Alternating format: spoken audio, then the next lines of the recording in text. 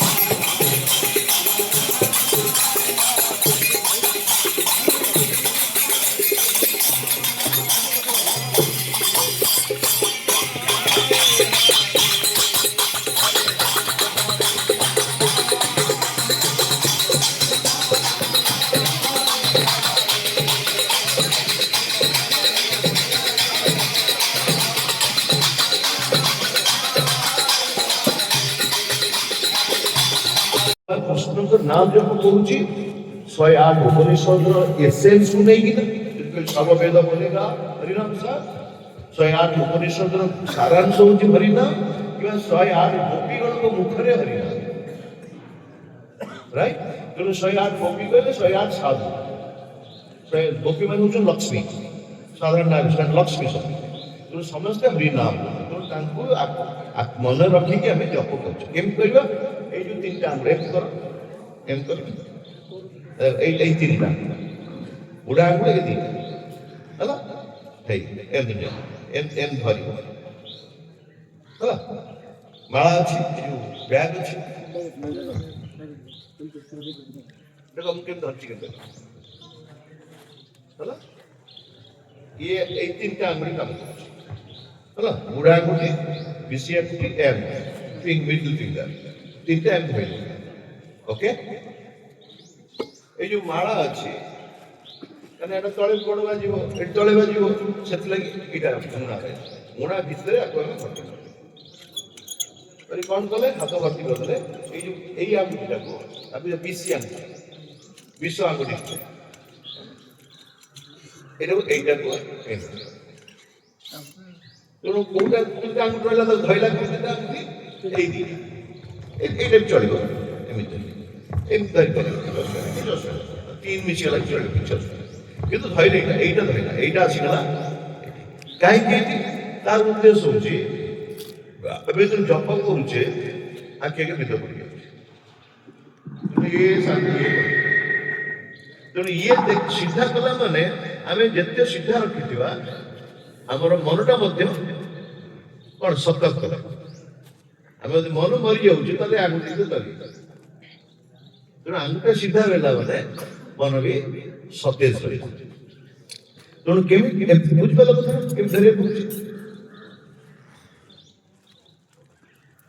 Okay, ଏମିତି କରିବନି, ବେଳେବେଳେ ହେଇଯିବ, ଅପରାଧ କିଛି ନାହିଁ, କିନ୍ତୁ ଟ୍ରାଏ କରିବ ସିଧା ରହିବ, ମନଟା ସିଧା ରହିବ। ଯଦି ନିଦ ଲାଗୁଛି ମାଳ ଜପ କରିବ, ଥୋଇଦବ ମାଳ, ଶୋଇବ, ନିଦ ଭାଙ୍ଗିଗଲା, ନିଦ୍ରା ତନ୍ଦ୍ରା ଚାଲିଗଲା, ଜପ କରିବ, ବେଶୀ ନାହିଁ। ମୁଁ ତୁମକୁ କହୁଛି ମାଳା ଟିକେ ଦି ମାଳ, ଗୋଟେ ମାଳ କି ଦି ମାଳ, ଅଧିକା କରିବା ଦରକାର। କେମିତି କରିବ? ଏ ହଉଛନ୍ତି 108 କିଏ ଉପନିଷଦ, 108 କିଏ ଗୋପୀ।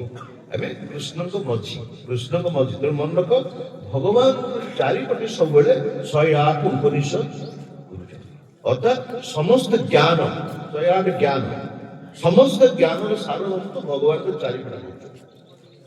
ଏବଂ 108 ଗୋପୀ ମଧ୍ୟ ସେମାନେ ଭଗବାନଙ୍କ ଚାରିପଟେ କରୁଛନ୍ତି।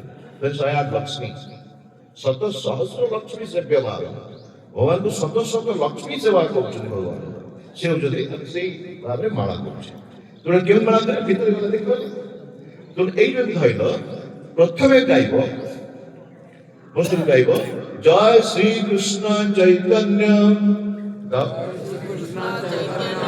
জয় শ্রীকৃষ্ণ চৈতন্য, প্রভু নিত্যানন্দ, শ্রী অদ্বৈত গদাধর শ্রীবাসাদি শ্রী গৌর ভক্ত বৃন্দ। আগে কুহযাଏ পঞ্চতত্ত্ব মহা। କାହିଁକି ଏଟା ଜପ କରିବା? ଲେଖିଛେ ଆପଣଙ୍କୁ ବତେଇଦେବେ, ଗୋଟେ କାଗଜ ଲେଖି ଦେଇଦେବ, ତାକୁ ପ୍ରାକ୍ଟିସ ସେମାନେ କରିବେ ଯୋଉମାନେ ଚାହିଁବେ। ମୁଁ ତ ଚାହିଁବି ସମସ୍ତେ କରବେ। ମାନେ ସକାଳୁ ଜେଲ ସାର୍ ଦେଖିବେ ସବୁ ଜେଲ ମାନେ ସମସ୍ତେ ହରି ନାମ କରୁଛନ୍ତି।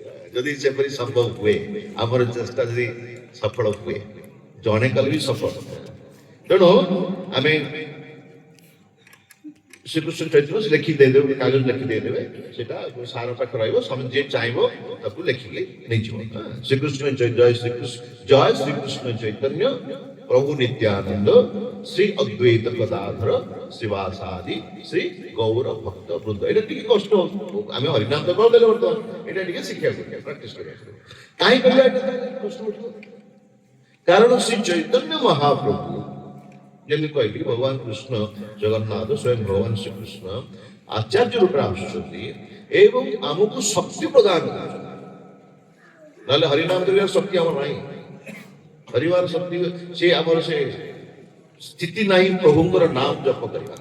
ଶ୍ରୀ ଚୈତନ୍ୟ ମହାପ୍ରଭୁ ଆସିକି ଆମ ଉପରେ କୃପା କଲେ ଯେ ତୁମେ ଜପ କର, ଆଦେଶ।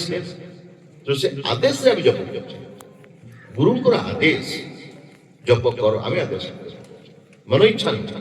ତେଣୁ ଶ୍ରୀ ଚୈତନ୍ୟ ମହାପ୍ରଭୁ କହିଛନ୍ତି ଯେ ତାଙ୍କୁ ଯେତେବେଳେ ଆମେ ଶରଣାଗତ ହଉଛୁ, ତାଙ୍କୁ ଜୟ ଶ୍ରୀକୃଷ୍ଣ ଚୈତନ୍ୟ ପ୍ରଭୁ ନିତ୍ୟାନନ୍ଦ ଶ୍ରୀ ଅଦ୍ବୈତ ଗଦାଧର ଶିବାସାଦି ଶ୍ରୀ ଗୌର ଭକ୍ତ ବୃନ୍ଦ ଗାଇଦେଲେ, ଶ୍ରୀ ଚୈତନ୍ୟ ମହାପ୍ରଭୁଙ୍କ ଶରଣରେ ଆମେ ଚାଲିଗଲେ। ତେଣୁ ତାଙ୍କ ଶରଣକୁ ଆମେ ଚାଲି ଯାଉଛେ, ତାହେଲେ ଜପ କଲାବେଳେ ଯଦି କିଛି ଅପରାଧ ହୁଏ କି ମନରେ କିଛି ଭୁଲ ଧାରଣା ଆସେ, ତାହେଲେ ମହାପ୍ରଭୁ କ୍ଷମା ଦେବେ। ମନେ ରଖିଥାଅ, ଭଗବାନ କୃଷ୍ଣ ଏତେ ଜଲ୍ଦି କ୍ଷମା କରନ୍ତି। ଭଗବାନ କୃଷ୍ଣ ବହୁତ ବଡା ଭଗବାନ, ସେ ସହଜରେ ସେ କ୍ଷମା କରନ୍ତି। ଯେ ଦୋଷୀ ଜରୁର ଦଣ୍ଡ କରିବ। କିନ୍ତୁ କେବଳ କୃପାମୟ କି ସେଇ କୃଷ୍ଣ ଯେତେବେଳେ ଶ୍ରୀ ଚୈତନ୍ୟ ମହାପ୍ରଭୁରେ ଆସୁଛନ୍ତି, କାରଣ ସେ ଭଗବାନ, ସେ ସମସ୍ତଙ୍କୁ କ୍ଷମା କରିଲେ ଅସୁବିଧା ହେଇଯିବ। ତାଙ୍କ ଭକ୍ତ ଯିଏ ସେ ସମସ୍ତଙ୍କୁ କ୍ଷମା କରିବେ। ଭଗବାନ କ୍ଷମା କରିବେ, ଯଦି ଭୁଲ କରିବ ଦଣ୍ଡ ଆସିବ। ଆଉ ବିଶେଷ କରି ସାଧୁଙ୍କ ମଧ୍ୟରେ ଭୁଲ କରିବ। ତେଣୁକରି ଭଗବାନଙ୍କ ଅପେକ୍ଷା ଆହୁରି ଦୟାଳୁ ହଉଛନ୍ତି କି ତାଙ୍କର ଭକ୍ତ। ତେଣୁ ଶ୍ରୀ ଚୈତନ୍ୟ ମହାପ୍ରଭୁ ହଉଛନ୍ତି ସ୍ୱୟଂ କୃଷ୍ଣ ହେଲେ ବି ଆଚାର୍ଯ୍ୟ ରୂପରେ ଭକ୍ତ ରୂପରେ ଆସୁଛନ୍ତି। ତେଣୁ ତାଙ୍କ ଶରଣରେ ଚାଲିବା।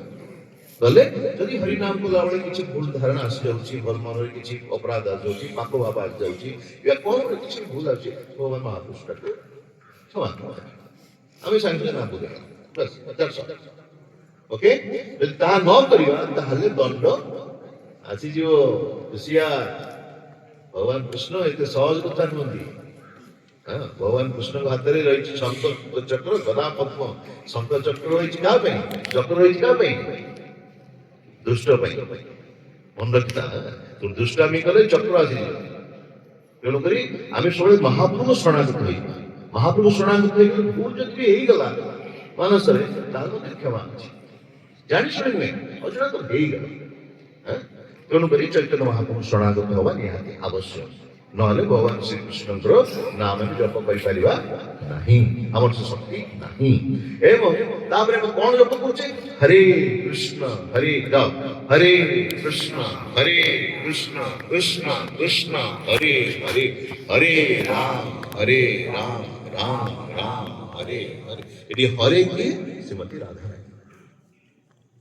ହରେ କହିଲେ ଶ୍ରୀମତୀ ରାଧାରାଣୀ ଏବଂ କୃଷ୍ଣ ସ୍ୱୟଂ। ହରେ କହିଲେ ଭଗବାନଙ୍କର ଶକ୍ତି ଶ୍ରୀମତୀ ରାଧେ। ରାଧେ ରାଧେ ବୃନ୍ଦାବନ କହୁଛନ୍ତି ରାଧେ ରାଧେ ରାଧେ ରାଧେ ରାଧେ ରାଧେ। ରିକ୍ସା ବାଲା ବି କହିବ ରାଧେ ରାଧେ, ଦୋକାନ ଗଲେ ରାଧେ ରାଧେ, ସମସ୍ତେ ରାଧେ। ରାଧାରାଣୀଙ୍କ ନାମ। ତେଣୁ ଆମେ ଏଠି ହରେ କୃଷ୍ଣ ମାନେ ହେ ରାଧେ ହେ କୃଷ୍ଣ, ହରେ କୃଷ୍ଣ ହେ ରାଧେ ହେ କୃଷ୍ଣ। ଯେମିତି କୁହନ୍ତି ସୀତାରାମ ସିଆରାମ। ଭଗବାନ ରାମଚନ୍ଦ୍ର ପାଖକୁ ଯିବାକୁ ଗଲେ ଆମେ ସୀତାଙ୍କ ଦେବୀଙ୍କ ଶରଣାଗତ, ଲକ୍ଷ୍ମୀ ନାରାୟଣ। ନାରାୟଣ ପାଖକୁ ଯିବାକୁ ହେଲେ ଆମେ ମା ଲକ୍ଷ୍ମୀଙ୍କ ଶରଣାଗତ। ତେଣୁ ଭଗବାନ କୃଷ୍ଣଙ୍କ ଭଜନ କରିବାକୁ ଗଲେ ଆମେ ଶ୍ରୀମତୀ ରାଧାରାଣୀଙ୍କ ଶରଣାଗତ ଯିବା।